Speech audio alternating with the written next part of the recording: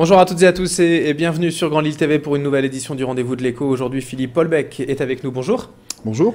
Vous êtes le gérant de la société de jouets Wagnon basée à Roubaix. On va parler avec vous pendant les 6 prochaines minutes de cette société. Déjà, est-ce que vous pourriez présenter le concept? Alors, société de jouets, mais... Donc, Wagnon est une entreprise familiale qui existe depuis 1946, installée à Roubaix.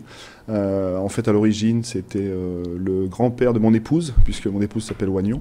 Le grand-père de mon épouse qui avait qui vendait les sabots de bois et qui a eu l'opportunité en 1946 de reprendre une entreprise de jouets, grossiste en jouets. Et voilà, l'aventure s'est mise en place cette année-là. Et elle a été très longtemps gérée par mes beaux-parents, pendant 35 ans, et ensuite par la sœur aînée de mon épouse avec son mari. Et justement, là, il y a eu un petit changement, puisque en fait, le mari de ma belle-sœur, tout à fait, est parti en retraite. Donc voilà, j'ai succédé ici au 1er mars, c'est tout récent, et avec mon épouse, on vient d'arriver. Donc l'entreprise est une petite PME. On est installé rue de l'Alma à Roubaix, et on a actuellement 7 salariés.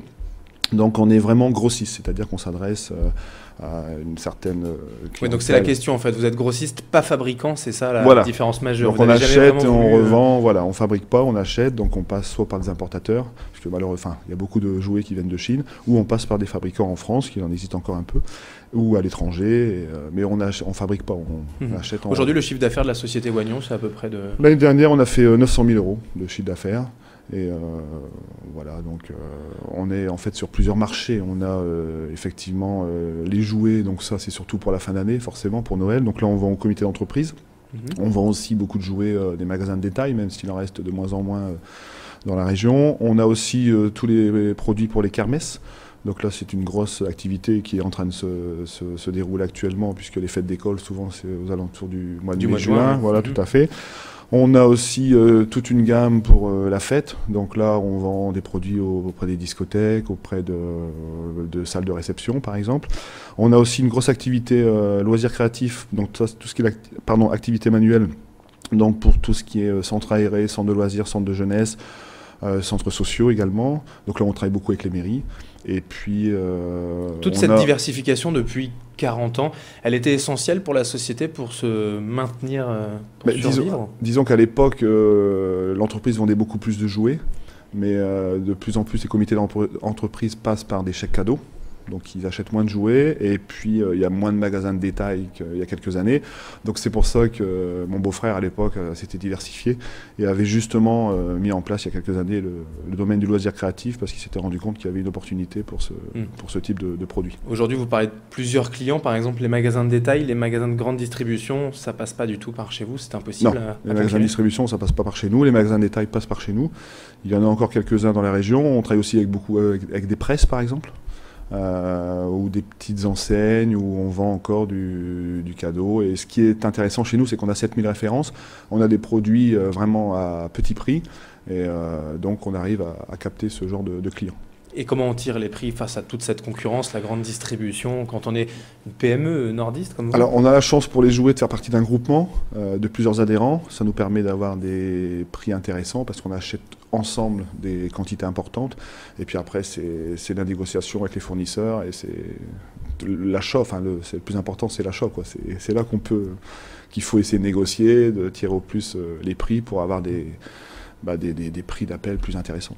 Qu'est-ce qui fait la différence, selon vous, entre une PME comme vous et des plus grosses sociétés envers les clients? Qu'est-ce qui attire finalement les clients chez vous? Chez nous, je dirais qu'on a le service, on est une petite structure, la communication passe très bien entre nous. Moi-même, je suis amené à servir des clients au magasin, ou même décharger les camions s'il le faut. Je veux dire, on a un esprit de service, et puis bon, le commerce dans l'entreprise, dans la famille Wagnon, c'est depuis des années. C'est de père en fils, forcément. C'est de père en fils, et voilà, ma belle-mère avait ça dans le sang, et toute la famille a ça dans le sang. Alors, la diversification aujourd'hui pour l'entreprise, c'est aussi Internet. Alors, oui, tout à fait. 7 personnes seulement, si on pourrait dire, mais vous avez quand même un site marchand sur Internet. Ça aussi, c'était essentiel. C'était une priorité quand on est arrivé avec mon épouse. Auparavant, il y avait un site Internet qui existait, mais qui n'était pas marchand. Et donc on vient de le mettre en place. C'était assez long parce qu'il y avait quand même 7000 références à rentrer sur le site, pardon. Et donc depuis le 1er mars, il est opérationnel. Et pour l'instant, on est assez content. Les premiers chiffres sont bons. Oui, tout à fait. Et en plus, on a mis en place un drive Alors c'était assez novateur dans notre métier, mais ce qu'on voulait, c'était permettre à nos clients de ne pas perdre de temps à venir dans le magasin, à passer 1 heure et demie. Là, ils passent la commande sur Internet, en fait, et ça va très très vite. Ils nous demandent de la mettre entre guillemets de côté. Ils arrivent chez nous et voilà, ils sont servis aussitôt, donc ça leur fait gagner du temps. Et puis c'est un service qu'on offre en plus à nos clients. Il y a d'autres diversifications comme ça à venir peut-être pour le développement encore de la société pour moi, ce que je souhaiterais, bon, dans un premier temps, pour l'instant, on est en train de prendre nos marques, puisqu'on découvre aussi le métier. Je viens pas du tout du monde du jouet, bon, même si auparavant je gérais une entreprise, mais c'était dans une autre activité. Et en fait, je pense qu'à terme, on va s'ouvrir, déjà par Internet sur toute la France, ou même peut-être l'international, pourquoi pas. Mais parce qu'aujourd'hui, notre clientèle est surtout Nord-Pas-de-Calais, mais je pense qu'à terme, on sera amené à s'ouvrir vers la région parisienne, enfin déjà d'autres régions, et pourquoi pas la France entière, quoi. C'est notre objectif. On a l'intention d'embaucher les commerciaux aussi pour redynamiser et puis rebooster un peu le chiffre d'affaires. Enfin, on a plein de projets avec mon épouse. Là, on est en train de refaire la façade de notre bâtiment. On a refait le parking aussi. On va réaménager les bureaux.